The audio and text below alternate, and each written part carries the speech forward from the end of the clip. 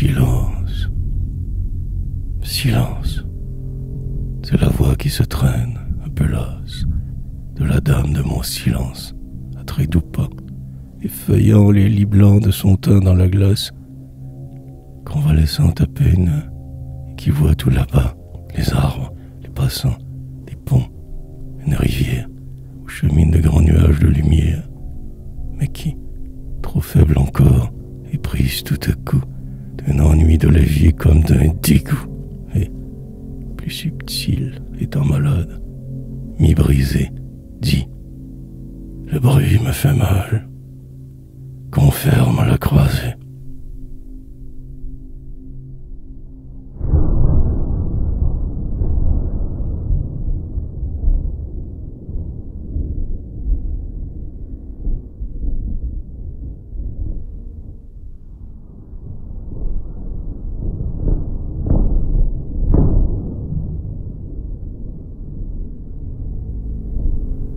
Douceur du soir, douceur de la chambre sans lampe, le crépuscule est doux comme une bonne mort, et l'ombre lentement qui s'insinue et rampe se déroule en fumée au plafond. Tout s'endort, comme une bonne mort sur le crépuscule, et dans le miroir terne, en un geste des yeux, il semble doucement que soi-même en recule, qu'on s'en aille plus pâle et qu'on y meure un peu. Sur les tableaux pendus au mur, dans la mémoire, où sont les souvenirs en leur cadre déteint. Paysage de l'âme et paysage peint, on croit sentir tomber comme une neige noire. Douceur du soir, douceur qui fait qu'on s'habitue à la sourdine, au son de viol assoupis. La menthe en songe et la menthe qui s'y tue, et leurs yeux sont ensemble au dessin du tapis. Et langoureusement la clarté se retire. Douceur, ne plus se voir distinct, n'être plus qu'un. Silence, deux senteurs en un même parfum, penser la même chose et ne pas se le dire.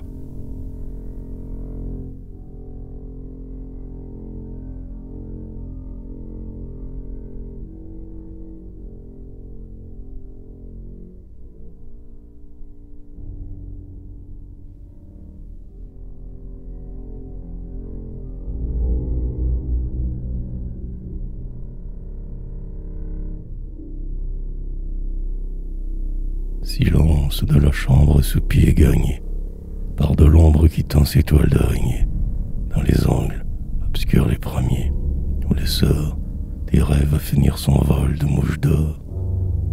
Silence où toute l'âme assombrie t'incline à se sentir de plus en plus comme orpheline, toute seule parmi le soir endolori, à revoir son passé comme un tombeau fleuri.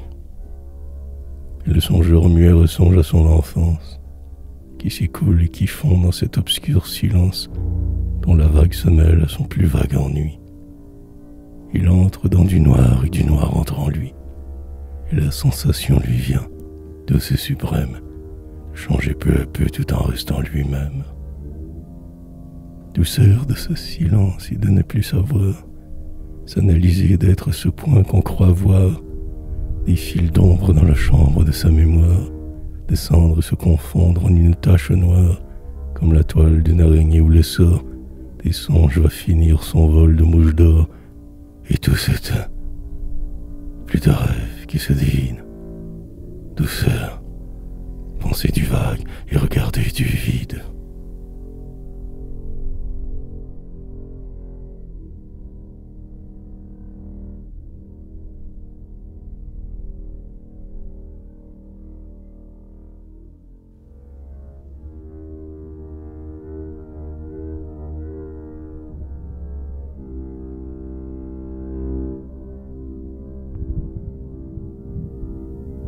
Seuls les rideaux, tandis que la chambre est obscure, tout bradé, reste blanc, d'un blanc mat qui figure un printemps blanc parmi l'hiver de la maison. Sur les vitres, ce sont des fleurs de guérison, pareilles dans le soir à ces palmes de givre que sur les carreaux froids les nuits d'hiver font vivre. Et dans ces floraisons de guipure on croit voir tous les souvenirs blancs parmi le présent noir. Ce sont les rideaux clairs du berceau. C'est la bonne aïeule aux cheveux blancs en bandeau de madone. Ce sont les grands jardins d'enfants sous les pommiers, étaient poudrés. Ce sont les cierges coutumiers et les nappes d'autel pour les communiantes. C'est l'hostie aux lys purs de leurs lèvres priantes. Puis c'est le clair de lune épars comme du lait, dans la forêt magique où l'art nous appelait, parmi sa gloire et ses blancheurs éternisées. Puis la guirlande en fleurs au front des épousés, dans l'espoir d'où se fane irréparablement, parmi cette blancheur vaporeuse qui ment. Car la leur est râpée dans cette ombre équivoque, et tous les autres blancs du passé qu'on évoque vont se faner avec les souvenirs d'amour, quand descendra dans les rideaux la mort du jour.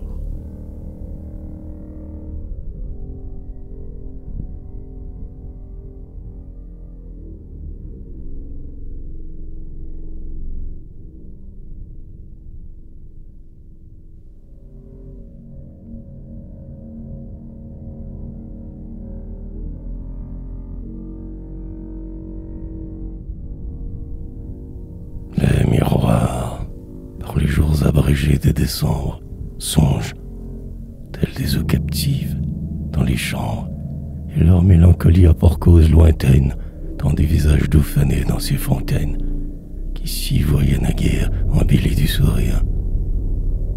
Et voilà maintenant, qu'en soi-même on s'y mire, qu'on croyait retrouver l'une après l'autre et seule, ces figures de sœurs défuntes et d'aïeules, et qu'on croit, se penchant sur la claire surface, y baiser leur front mort, demeuré dans la glace.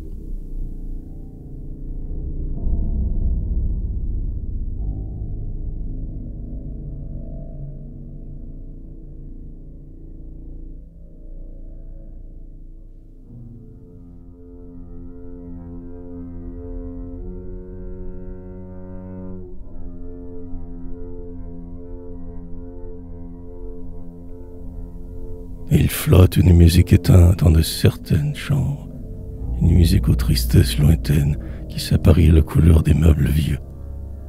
Musique d'Harriet en dentelle et fumée, Harriet d'antan qu'on aurait exhumée, informulée encore et qu'on cherche des yeux. Rythme et se renoie, musique qui tâtonne. Le vieillard se dégage un peu, se nuançant, grâce au pianotement de la pluie en automne sur les vitres. Et l'air, changé comme un absent, réapparaît soudain en des grâces fluettes. Puis, peu à peu précis, on retrouve ses traits, et tout l'air passe encore dans les chambres muettes. Ah, musique reprise aux lèvres des portraits.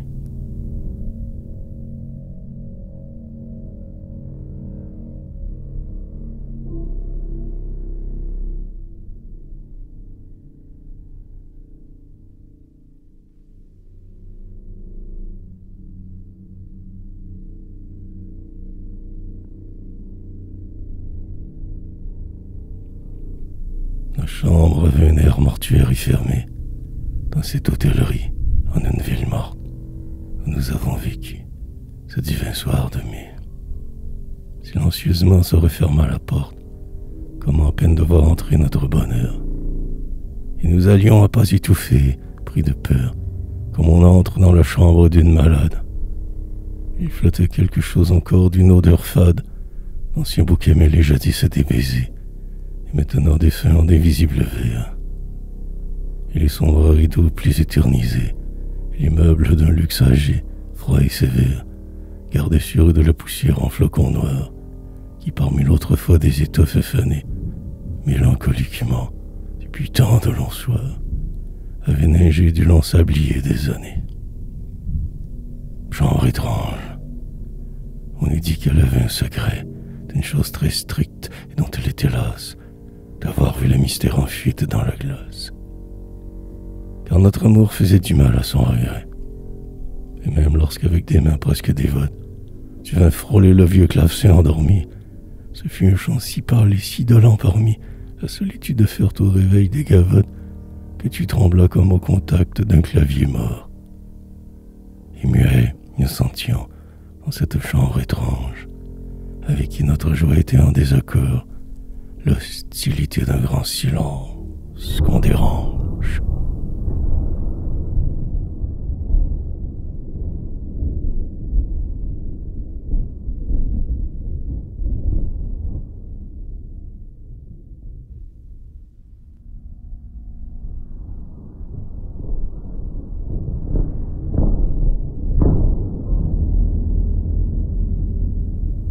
Dans le silence et dans le soir de la maison a retenti le carillon de la pendule. On ne sait si joyeux ou triste, un air ondule. Tantôt le chapelet de l'heure en a raison, puis se semble un oiseau si peu viable et frêle qui se baigne et qui joue avec des perles d'eau, puis du verre qui pleut mêlé de fer qui grêle, étincelle de bruit sous un vague manteau, musique d'une noce au retour clopinante qui monte en escalier tournant et disparaît. Bruit de verre choqué, cristal qui se lamente, grelot de la folie. Oh, valse, vin clairé, carnaval fatigué de danses enragées, qui s'en revient vidé d'argent et de raison, et qui laisse dégringoler dans la maison ces derniers confettis, des sous et des dragées.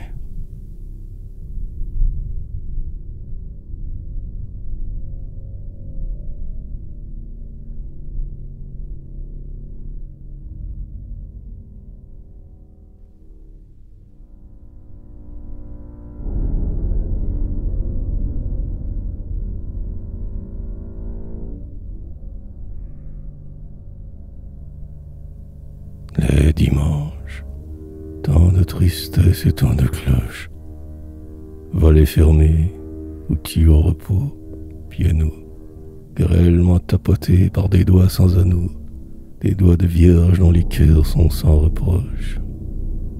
Solitude ou quelques passants, vêpres qui jeûnent, couleur de demi-deuil planant sur le dimanche, avec de la fumée en lente vapeur blanche, et du triste dans l'air comme un jour de Toussaint. Silence des quartiers monotones. L'espace est indistinct, un vague où tout semble éloigné, et l'on entend, tandis que le soir a saigné, les lointains cris d'enfants n'oubliés de la classe. Soi-même, dans la rue, on regrette les bons, naguère parmi la maison familiale, et son enfance et l'âme et ce temps lilial, et la tiède chaleur de lampe et de charbon. Et dimanche, tant de tristesse, tant de cloches, vers le faubourg à la lenteur des pas conduits. Une lanterne en ce commencement de nuit s'éclaire doucement comme un œil qui reproche.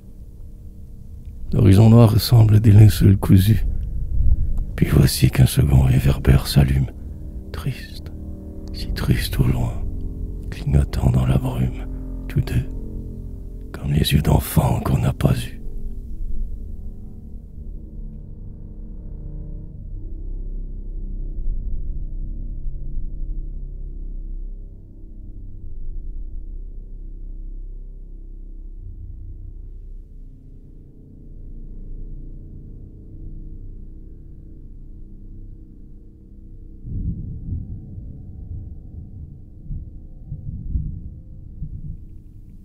Musique de la rue, accordéon, qu'une chanson amoureuse commente.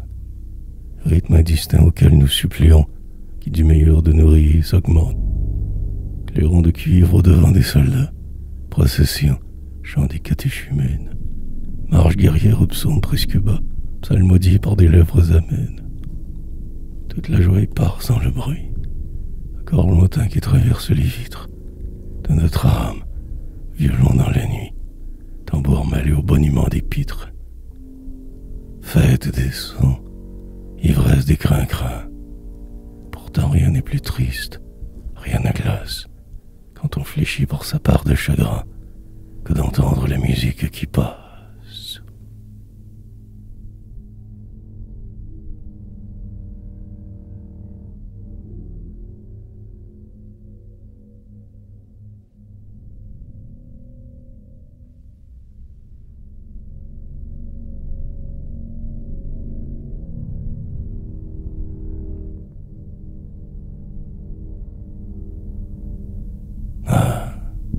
vous êtes mes sœurs, les âmes qui vivaient dans ce doux nonchaloir des rêves mirés, parmi l'isolement léthargique des villes qui somnolent au long des rivières débiles.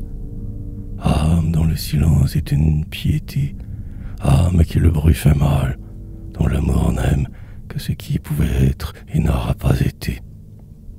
Mystique, réfecté d'hostie de Saint-Crème, solitaire de qui la jeunesse rêva, le départ fabuleux vers quelque ville immense, dont le songe à présent sur l'eau pâle s'en va, l'eau pâle qui s'allonge en chemin de silence. Et vous êtes mes sœurs, âmes des bons reclus, et novices du ciel chez les visitandines, âmes comme des fleurs et comme des sourdines, autour de qui vont s'enroulant les angélus, comme autour des rouets la douceur de la laine. Et vous aussi, mes sœurs, vous qui n'êtes en peine que d'un long chapelet béni à dépêcher en un doux béguinage à l'ombre d'un clocher, oh, vous, mes sœurs, car c'est ce cher nom que l'Église m'enseigne à vous donner, sœurs pleines de douceur, dans ce halo de linge où la France angélise. Oh, vous qui m'êtes plus que pour d'autres des sœurs, chastes dans votre robe à plis qui se balance. Oh, vous, mes sœurs en notre mère, le silence.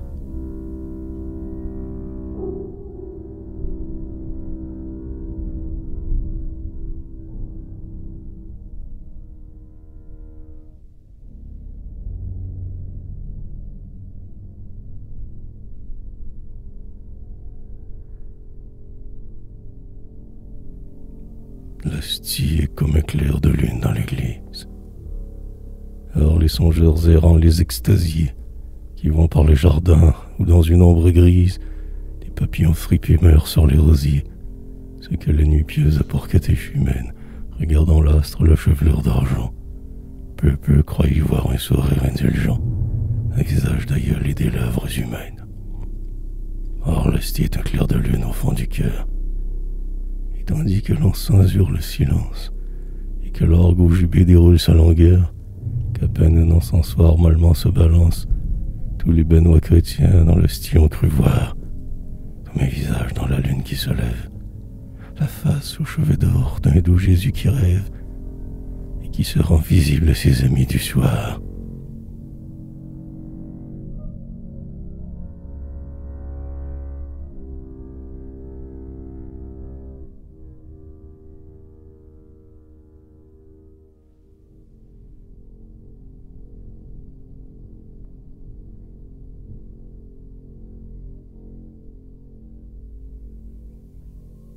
Dans les temps de grand cœur, quand la douleur s'épanche, comme du soir, émet un teint d'ombre et de nuit, sous la surface en fleur de cette eau longtemps blanche, qui, durant le soleil et le bonheur enfui, n'avait rien reflété que le songe des rives.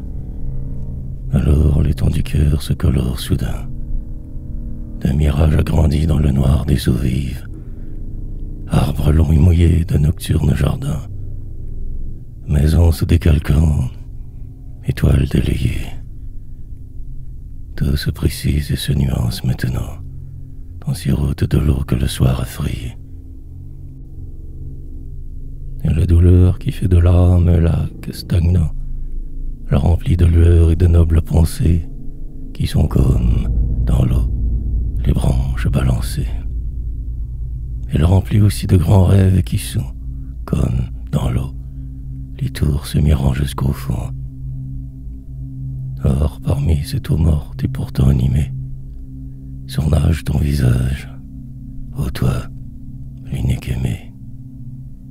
Et ton visage blanc dans la lune sourit, la lune de profil, la lune émaciée. Oh, la visionnaire et la suppliciée, qui douloureusement dans l'eau froide périt. Car la douleur accrue étend tous les mirages et les signes, nageant vers la face du halo, les signes noirs du désespoir, dur et sage, inexorablement la déchirent dans l'eau.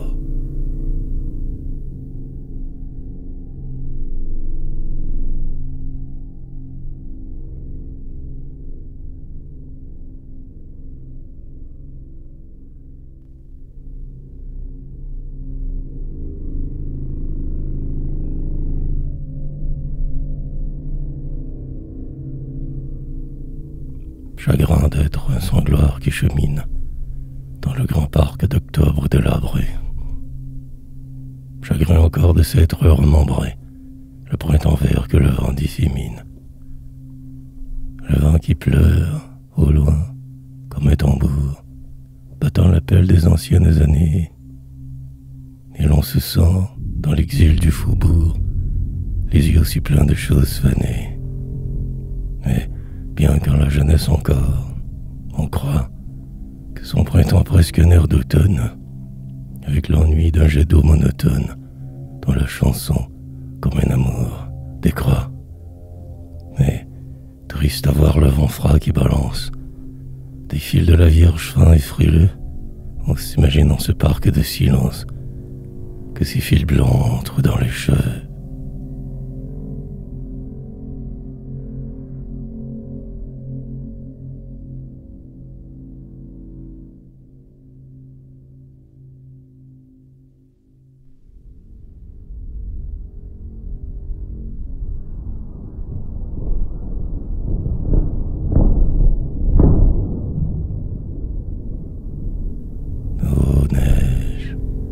Toi la douce endormeuse des bruits, si douce, toi la sœur pensive des silences, ô toi l'immaculée en manteau d'indolence, qui garde ta pâleur même à travers les nuits.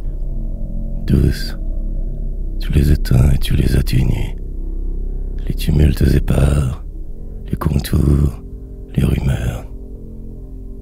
Ton neige vacillante, on dirait que tu meurs, loin, tout au loin, dans la vague des avenues. Et tu meurs d'une mort comme nous l'invoquons, une mort blanche et lente et pieuse et sereine, une mort pardonnée dont le calme égrène un chapelet d'oade, un rosaire en flocons. Et c'est la fin. Le ciel sous de funèbres toiles est trépassé. Voici qu'il croule en flocons lents. Le ciel croule. Mon cœur se remplit d'astres blancs, et mon cœur est un grand cimetière d'étoiles.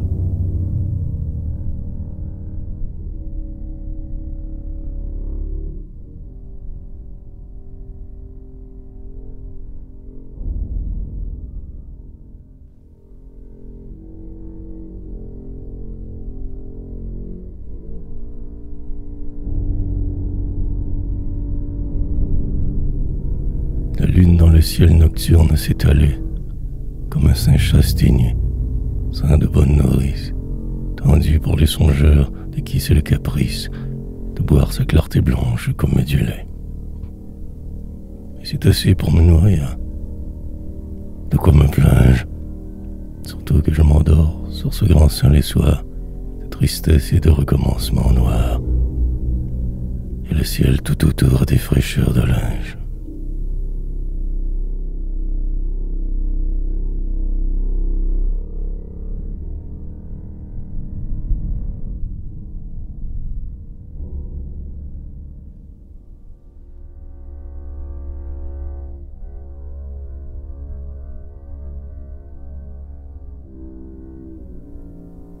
À l'heure délicate tout comme de l'encens, le jour se décompose en molle vapeur bleue. Va dans l'abandon noir des quartiers finissants. Va donc, ô toi dont l'âme est la sœur des mots-lieux. Toi dont l'âme est morose et souffre au moindre bruit, à travers le faubourg, comme au hasard construit. Le faubourg, la ville agonise et s'achève dans du brouillard, dans de l'eau morte et dans du rêve. Et vois, tout au lointain, parmi des fonds aigris, s'allumer droitement la ligne des lanternes, mettant leurs gants jaune au long des chemins gris. Ah, lanterne debout sur les horizons ternes, survivance de la lumière dans le soir, survivance de la jeunesse dans la vie. Ces lueurs devant toi, sur la route suivie, calice d'or s'ouvrant en dépit du vent noir. Vois, c'est tout ce qui reste, dans ce doux crépuscule, du soleil mort, de ta jeunesse qui recule. Quelques vagues espoirs de gloire et d'amour, quelques vagues clartés dans la pâleur des vers, que l'avenir paraît à ces mornes faubourgs, te garde en ses mélancoliques réverbères.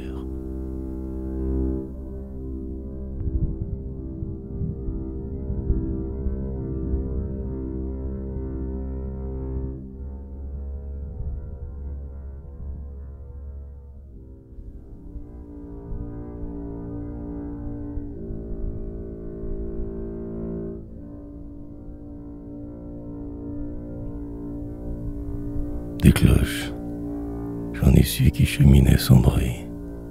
Des cloches pauvres, qui vivaient dans des tourelles sordides et semblaient se lamenter entre elles de n'avoir de repos ni le jour ni la nuit.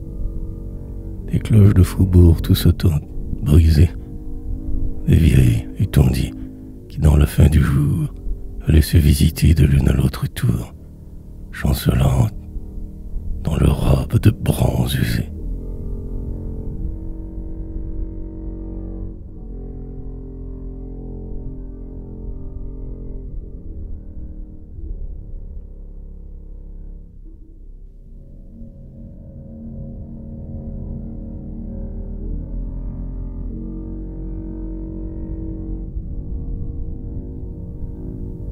Des cygnes blancs dans les canaux des villes mortes, parmi l'eau pâle où les vieux murs sont décalqués, avec des noirs usés d'estampes et d'eau forte, les cygnes vont comme du songe entre les quais. Et le soir, sur les eaux doucement remuées, ces cygnes imprévus, venant ne sait d'où, dans un chemin lacté d'astres et de nuées, mangent des fleurs de lune en allongeant le cou. Or ces cygnes, ce sont des âmes de naguère, qui n'ont vécu qu'à peine et renaîtront plus tard, poètes s'apprenant au silence de l'heure, qui s'épurent encore en ces blancs sanctuaires. Poètes décédés enfants, sans avoir pu fleurir avec des pleurs une gloire et des nabbes, âmes qui reprendront leur œuvre interrompue et demeurent dans ces canaux comme des limbes. Mais les cygnes royaux sentant la mort venir, se mettront à chanter parmi ces eaux plaintives, et leur voix presque humaine ira meurtrir les rives, d'un air de commencer plutôt que de finir. Car dans votre agonie, aux grands oiseaux insignes, ceux qui chantent déjà c'est l'âme s'évadant, d'enfants poètes qui vont revivre en gardant quelque chose de vous, mes ancêtres, les cygnes.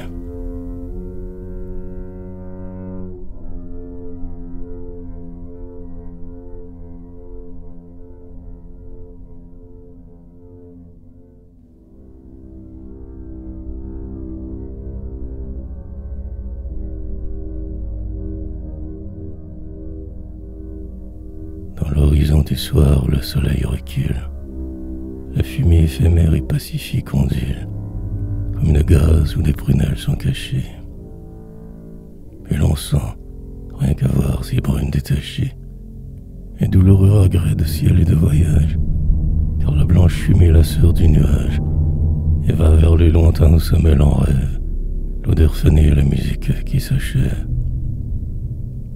Et la fumée entraîne dans ses molles spirales l'âme s'exténuant des cloches vespérales qui s'éteint avec elle entre l'antagonie. Et tout le triste doux d'une chose finie, et tout le triste doux d'une chose en allée, subsiste après ce bleu de vapeur exhalée, comme si la fumée, on savait qu'elle porte un linceul impalpable à quelque étoile morte.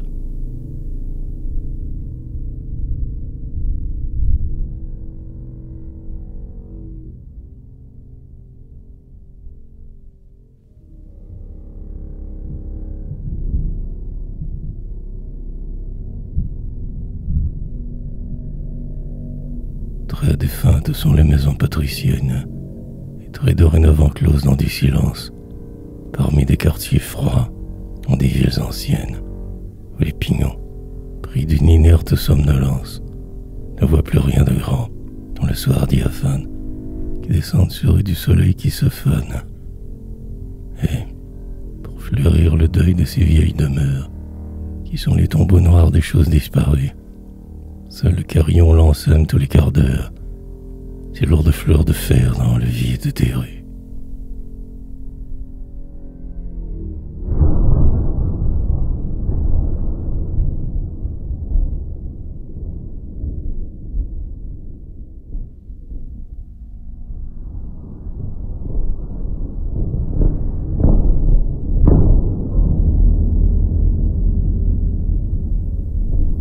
canot somnolent entre les quais de pierre, songe, entre les quais rugueux comme un exil, son paysage clair qui se renverse au fil de l'eau qui rêve. Ainsi s'isole une âme fière, l'âme de l'eau captive entre les quais dormants, où le ciel se transpose en pensive nuance, dont la douceur du silence se fiance. Quelques nuages seuls cheminent par moments, dans les canaux muets aux eaux inanimées, qui semblent des miroirs reflétant des fumées. Puis le ciel s'unifie, incolore et profond, et les pâles canaux entre leurs quais de pierre sont sans mirage. Ainsi dédaigne une âme fière, et tout passage d'elle en leur cristal se fond. Plus rien n'entre parmi leurs eaux coagulées, dont la blancheur ressemble à des vitres gelées, derrière qui l'on voit, dans le triste du soir, l'âme de l'eau, captive au fond, qui persévère à ne rien regretter du monde dans son lit noir, et qui semble dormir dans des chambres de verre.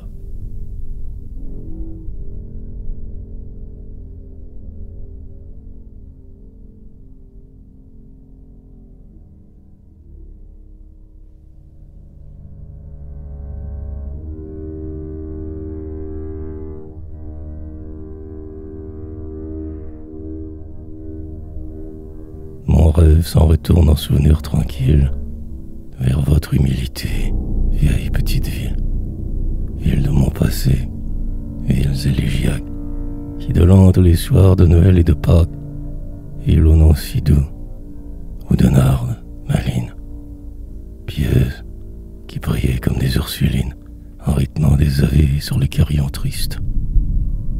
Ah, ville de couvent, ville de catéchistes, avec la sainte odeur des encens et des cires, ville s'assoupissant, qui doucement martyre, de n'avoir pas été suffisamment aimé, qui, dégageant le grimoire de leur fumée, comme une plainte d'âme exténuée vierge, agonise dans le brouillard qui les submerge. Ensoleillement doux de mes villes natales, que, le soir, je retrouve en démarche mentale. Mais, le long des vieux quais, ô mon rêve, où tu erres, hélas, tu reconnais des maisons mortuaires que dénonce jusqu'à l'obit parmi la brume ce cérémonial d'une antique coutume. Un nœud de grippe noire qui flotte sur les portes. On dirait des oiseaux cloués, des ailes mortes. Puis, sur les volets clos, une grande lanterne pend, de qui la lueur si grelottante et terne brûle, en forme de cœur, dans la prison du verre. C'est comme de la vie encore qui persévère, et l'on croirait que l'âme ancienne est là qui pleure, et guette pour rentrer un peu dans sa demeure.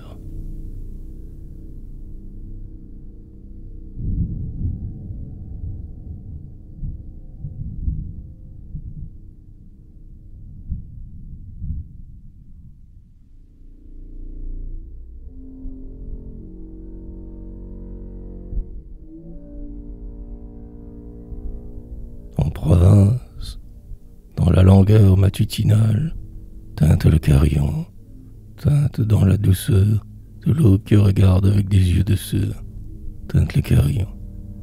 Et sa musique pâle, ses feuilles fleur à fleur sur les toits d'alentour, et sur les escaliers des pignons noirs s'effeuillent comme un bouquet de sons mouillés que le vent cueille.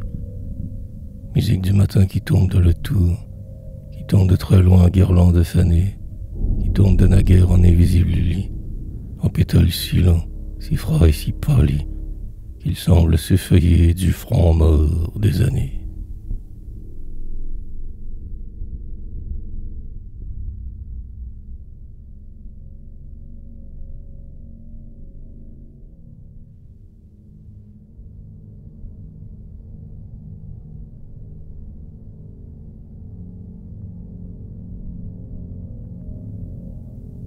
La ville est morte, morte, irréparablement. Une lente onymie d'un secret tourment, est morte jour à jour de l'ennui d'être seul, cette ville éteinte de l'autre temps qui conserve on ne sait quoi de vierge et d'alangui, et semble encore dormir tandis qu'on l'enlace seul. Car voici qu'à présent, pour embaumer sa mort, les canaux, pareils à des étoffes tramées, dont les points d'or du gaz ont faufilé le bord, et le frêle tissu des flottantes fumées s'enroule en formant des bandelettes d'eau et de brouillard autour de la pâle endormie, tel le cadavre emmailloté d'une momie. Et la lune à son front ajoute un clair bandeau.